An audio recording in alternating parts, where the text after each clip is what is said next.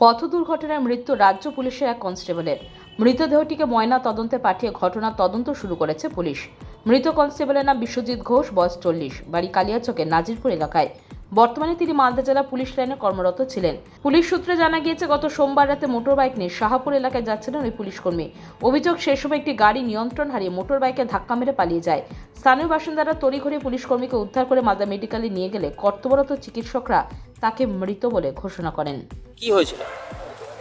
তো পুলিশে চাকরি করে, ওর বাড়ি থেকে ডিউটি যাওয়ার জন্য বাড়িতে আসছিল, যেখানে ভাড়া থাকে সেখান থেকে আবার ডিউটি যাওয়ার জন্য আসছিল। সেই রাস্তায় তখন ঝড় বাতাসটা উঠেছিল, সেই সময়টায় বোধ হয় মানে দেখতে দেখতে বাইরে কোনো রকম একটা মিস্টেক হয়েছে, একটা অ্যাক্সিডেন্ট হয়েছে।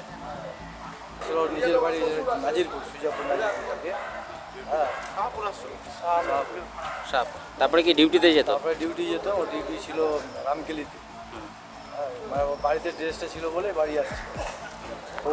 আর এক বাচ্চা কি চাইছেন? মা আছে, বয়স্ক মা। কি চাইছেন আপনারা? চাইছি একটা মানে পরিবারের যাতে একটা ভালো কিছু ব্যবস্থা হয়, সেই ব্যবস্থাটা করলে ভালো হয়। Bureau news, Bangla Times.